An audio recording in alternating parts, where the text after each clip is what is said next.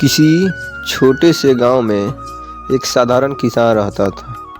उसकी ज़िंदगी कठिनाइयों से भरी हुई थी। कर्ज के बोझ ने उसकी हर खुशी को छीन लिया था। हर साल वो नए साल की शुरुआत एक ही उम्मीद के साथ करता कि शायद यह साल उसकी ज़िंदगी बदल देगा।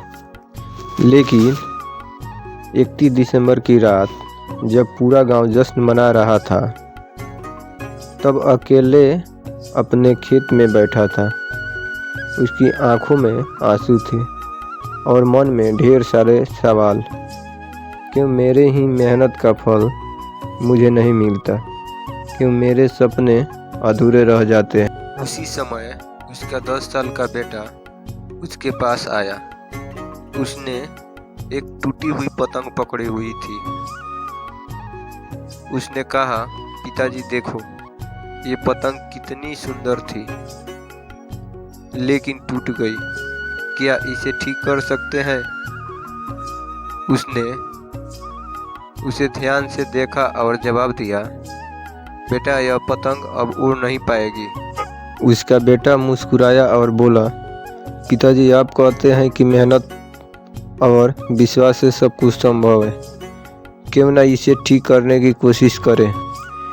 तब उसके बेटे की बातों में गहरा संदेश मिला। उसने पतंग को ठीक किया और दोनों ने मिलकर उसे फिर से उड़ाने की कोशिश की। पतंग पहले डगमगाई, लेकिन धीरे धीरे ऊंचाई पकड़ने लगी।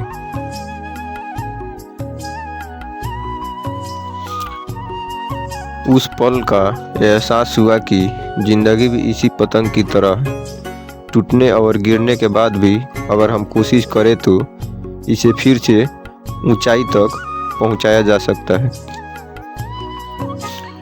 नए साल की पहली सुबह ने उसने अपनी मेहनत को नई दिशा दी, नई तकनीक अपनाई और गांव वालों की मदद से अपनी फसल को बेहतर बनाया। धीरे धीरे उसका कर्ज भी उतरता गया और ज़िंदगी फिर से खुशहाल हो गई।